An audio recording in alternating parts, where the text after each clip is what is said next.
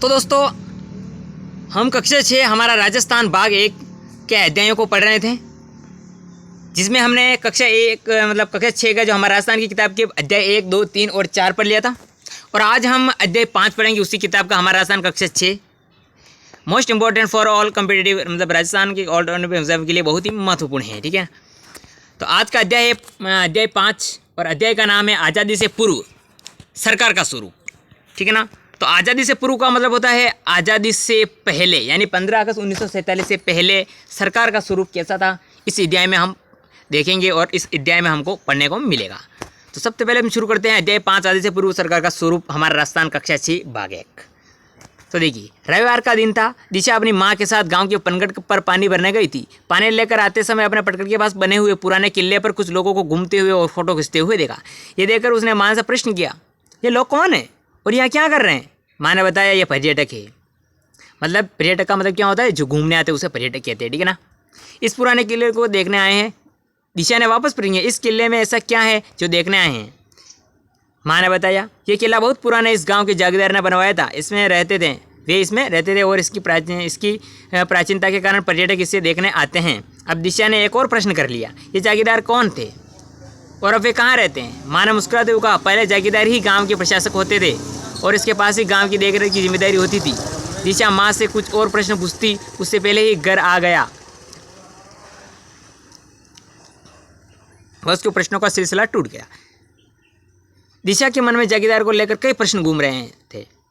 दूसरे दिन दिशा ने स्कूल में अपने अध्यापक से कक्षा में आते ही प्रश्न पूछ लिया, जागीरदार कौन होते थे, अब वो कहाँ गए?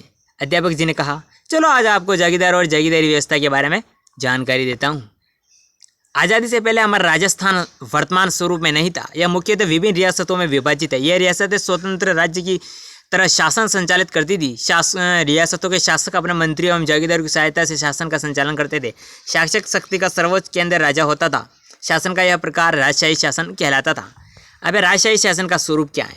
राजस्थान की विभिन्न रियासतों राज्यों में सिसोदिया, राठौड़, कछवा और चौहान आदि वंश के शासक रहते थे। ये अलग अलग राज्य के थे, किंतु शासन व्यवस्था लगभग समान थी। विभिन्न रियासतों में संचालन करने केंद्रीय व्यवस्था की पदाधिकारी राजा, मंत्री, बख्शी, संचयी, परगना अधिकारी थे। राजा तो राज्य की संपूर्ण शक्ति का सर्वोच्च केंद्र होता था। सामान्य राजा अपने सलाहकारों और मंत्री परिषद के सदस्यों से सहयोग से संचालित करते थे।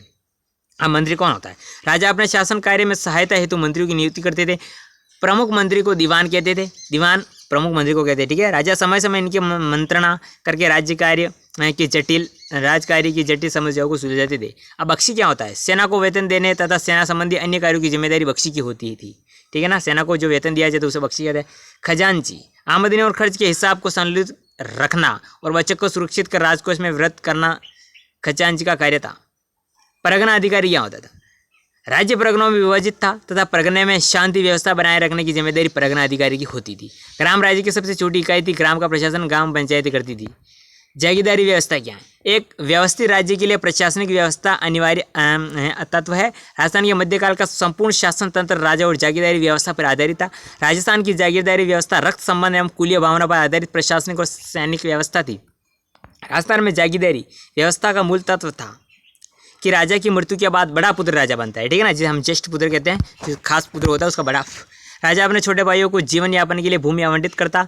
भाई बंधु को दी गई इस भूमि का स्वामी जागीरदार कहलाता था। जागीरदार का कार्य उस जागीर की सुरक्षा में उसका शासन चला था।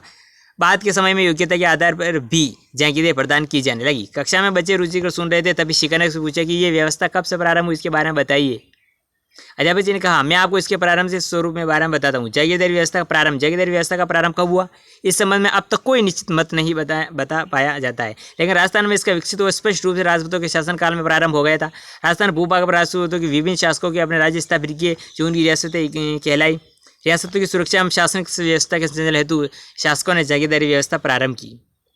जागीरदारी व्यवस्था का जो स्वरूप था, राजस्थान में रक्त संबंध पर आधारित सगोत्रीय कुलीय व्यवस्था थी। राजा संपूर्ण प्रशासनिक पदों पर जागीरदारी को नियुक्त करता था। राजा और जागीरदारी के संबंध स्वामी और सेवक के नहीं होते थे, बल्कि भाईचारे एवं सौहार्द पर आधारित होते थे। मध्यकालीन जागीरदारी व्यवस्था के स्वरूप में परिवर्तन तो मुगल काल में मुगलों के संधि के कारण शासकों की जागीरदारी पर निर्भरता कम हो गई। शासक मुगल मनसबदार बन गए और उन्हें मुगलों का संरक्षण प्राप्त हो गया। इससे शासक जागीरदारी के साथ स्वामी जैसा व्यवहार करने लगे। प्रारंभ में जागीरदार युद्ध एवं शांति के समय राजा को अपनी सेवाएं देते थे, लेकिन मध्यकाल में सेवाओं के साथ कर व्यवस्था निर्धारित कर की गई, जिसका उल्लेख जागीर पट्टे में किया जाता था। मुगल शासक प्रणाली की कुछ व्यवस्थाओं को प्रभाव राजस्थान पर भी पड़ा। रियासतों में हमारे प्रशासन को प्रगणों और ग्रामों में विभाजित किया गया। अध्यापक ने साथ साथ ही अंग्रेजों के समय की शासन व्यवस्था को भी समझाया। अंग्रेजों का शासन, अब देखिए अंग्रेजों की जो शासन हुआ वो कब से हुआ? अंग्रेज शासन की स्थापना के साथ ही भारत प्रशासनिक दृष्टि दो भागों में विभाजित हो गया था। पहला ब्रिटिश भारत और दूसरा रियासती भारत। ब्रिटिश कालीन भारत केंद्र शासित प्रदेश एवं 11 प्रांतों से बना हुआ था। सभी प्रांतों के अलग अलग गवर्नर थे जो कि भारत के गणराज्य जनरल के प्रति उत्तरदायी थे। 1857 की क्रांति के बाद ईस्ट इंडिया कंपनी का शासन प्रारंभ हो गया। ठीक है, अब भारत के प्रशासन का सीधा नियंत्रण इंग्लैंड के ताज एवं संसद के नियंत्रण में आ गया। लॉर्ड कैनिंग को गवर्नर जनरल के साथ साथ भारत का प्रथम वायसराय नियुक्त किया गया। अंग्रेज सरकार द्वारा विभिन्न अधिनियम पारित कर के भारत का शासन संचालित किया जाने लगा। सन 1935 ईस्वी का भारत सरकार अधिनियम, जिसे 1 अप्रैल 1937 में लागू किया गया, के द्वारा अजमेर मेवाड़ के प्रशासन में परिवर्तन लाया गया।